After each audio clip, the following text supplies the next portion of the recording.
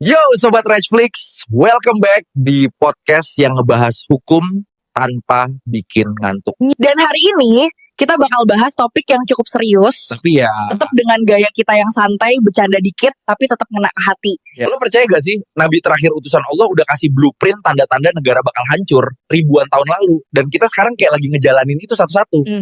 Loh, semua yang nonton tolong banget dengerin sampai habis. Iya. Karena ini bukan cuma buat pengetahuan, Iya. tapi juga buat masa depan kita bareng-bareng. Kita mulai dari yang paling relatable, pajak. Iya. Nabi pernah bilang, kalau suatu bangsa hidup dari pajak yang menindas, itu tanda awal kehancuran. Dan itu bukan cuma pajaknya gede, tapi juga gak adil. Ya. Misal, kayak pas PPN naik jadi 11% di 2022. Iya. Coba lo inget gak?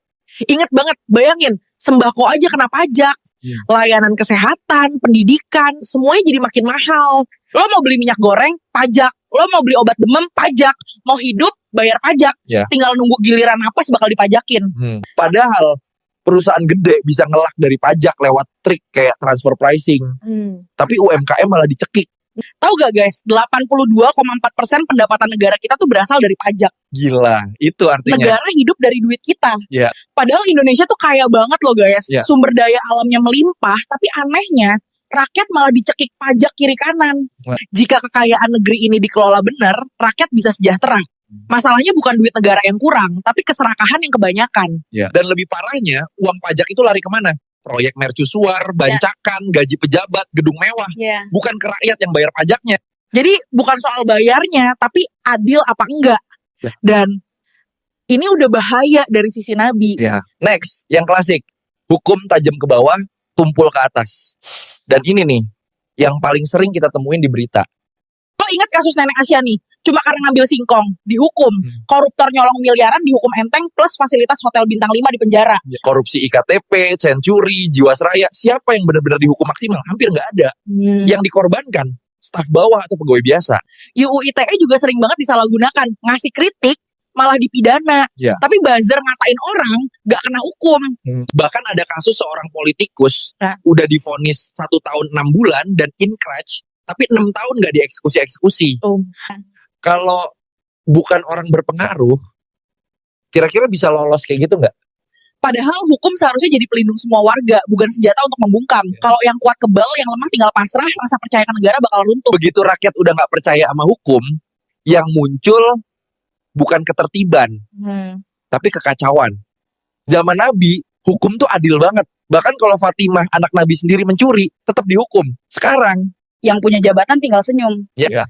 Tuh, kalau kita biarin sistem kayak gini terus, negara bakal oleng sendiri. Ya. Hukum itu tiangnya negara. Kalau miring, ya ambruk semua. Ya. Tanda ketiga, jabatan diberikan kepada orang yang tidak layak. Alias asal punya koneksi, bisa jadi pejabat. Banyak posisi penting diisi karena kedekatan, bukan keahlian. Bahkan ada yang gak ngerti bidangnya, tapi tetap dikasih jabatan. Jabatan komisaris BUMN misalnya, banyak banget diisi oleh politisi yang kalah pemilu, padahal nggak punya pengalaman bisnis sama sekali. Bayangin kalau rumah sakit dipimpin orang yang gak ngerti medis. Jadinya keputusan ngawur, pelayanan amburadul. Dan yang rugi bukan cuma pasiennya, tenaga medis yang kompeten jadi frustasi karena kebijakan nggak masuk akal.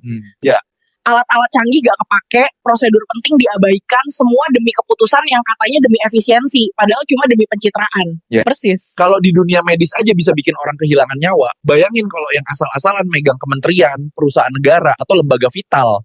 Satu keputusan salah bisa bikin ekonomi runtuh, lingkungan rusak, bahkan negara goyah. Dalam Islam, amanah tuh berat. Kalau dikasih ke yang bukan ahlinya, kata Nabi, tunggu aja kehancuran. Dan itu bukan cuma kehancuran sistem, tapi kehancuran moral. Orang-orang jadi terbiasa mikir asal kenal daripada asal bisa. Akibatnya, talenta-talenta terbaik minggir. Anak muda yang pinter dan idealis malah gak dapat ruang. Yang naik justru mereka yang pandai menjilat, bukan yang pandai bekerja. Dan itu pelan-pelan bikin sebuah bangsa mati dari dalam. Ciri keempat ini deep banget. Rakyat yang diam saat pemimpinnya zalim. Diamnya itu bukan karena setuju, tapi karena takut, pasrah, atau udah kebal sama berita buruk.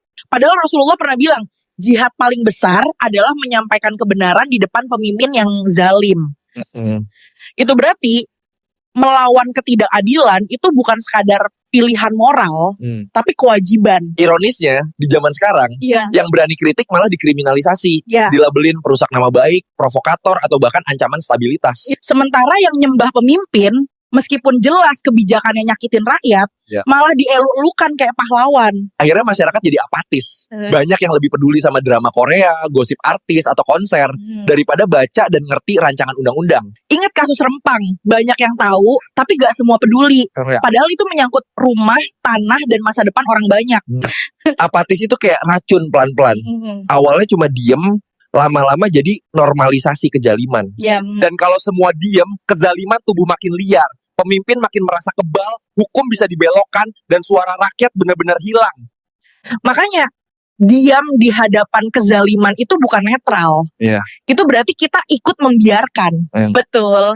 Bahkan dalam sejarah, banyak tragedi besar terjadi bukan hanya karena ada orang jahat, tapi karena orang baik memilih diam. Terakhir, ketimpangan sosial yang dibiarkan. Ini kayak bom waktu sih. Di Jakarta, lo bisa lihat gedung mewah berdiri sebelahan sama rumah triplek. Jaraknya cuma beberapa meter, tapi dunia mereka beda kayak bumi sama langit. 1% orang terkaya pegang hampir setengah kekayaan nasional. Sementara di sisi lain, masih banyak anak yang harus berhenti sekolah gara-gara gak punya seragam atau buku. Bahkan ada yang harus kerja dari kecil cuma buat bantu makan keluarga. Dan ironisnya, program bantuan sering cuma jadi formalitas. Yang penting foto seremonialnya viral, spanduknya gede, pejabatnya senyum sambil bagi-bagi paket. Setelah kamera mati, ya udah hilang kabarnya. Padahal Islam ngajarin zakat, infak, sedekah yang kalau dijalankan benar-benar bisa bikin jurang itu menyempit. Tapi sistem sekarang malah sering bikin yang kaya makin kaya, yang miskin makin nyungsep. Ketimpangan itu bahaya. Dia kayak api kecil di bawah tumpukan jerami.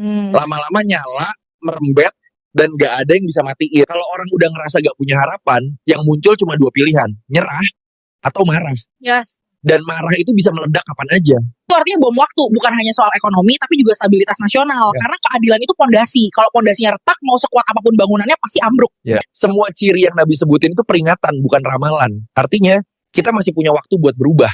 Kalau dibiarkan, itu jadi jalan menuju kehancuran. Tapi kalau disadari, bisa jadi titik balik. Dan perubahannya gak selalu harus nunggu dari atas. Mulai dari kita sendiri. Bayar pajak dengan benar, gak nyogok, belajar hak dan kewajiban kita di mata hukum, berani speak up saat lihat ketidakadilan, meski itu cuma di lingkungan kecil kita. Karena kalau semua cuma nyalahin pemerintah, tapi di kehidupan sehari-hari ikut nyolong listrik, atau nyelipin duit biar urusan lancar, itu sama aja nyuburin penyakit yang kita kritik. Pemerintah memang punya peran besar ya, harus transparan, adil, dan bertanggung jawab. Tapi percuma kalau rakyatnya cuek, gampang dibeli, dan gak mau repot belajar. Kuncinya, rakyat harus melek dan peduli. Melek artinya paham informasi, gak gampang termakan hoaks, tahu gimana sistem bekerja, dan ngerti haknya. Peduli artinya mau turun tangan, mau mengawasi, mau ikut nyari solusi, bukan cuma nyinyir di warung kopi. Perubahan besar selalu dimulai dari kesadaran kecil yang menular. Satu orang berani jujur, ngajak 2 orang, jadi 5, lalu 10. Lama-lama itu membentuk budaya. Dan budaya itulah yang bikin sebuah bangsa berdiri atau runtuh. Jadi kalau kita mau negeri ini selamat, ya jangan cuma nunggu pahlawan muncul. Jadilah pahlawan itu. Itu dia episode spesial kali ini. Berat, tapi penting banget. Kalau kalian suka konten kayak gini, like, comment, subscribe, dan share ke teman kalian. Tulis di komentar, dari 5 tanda tadi, mana yang paling kamu rasain sekarang? Sampai ketemu di episode selanjutnya. Masih bareng Richflix Podcast. Salam keadilan Gen Z.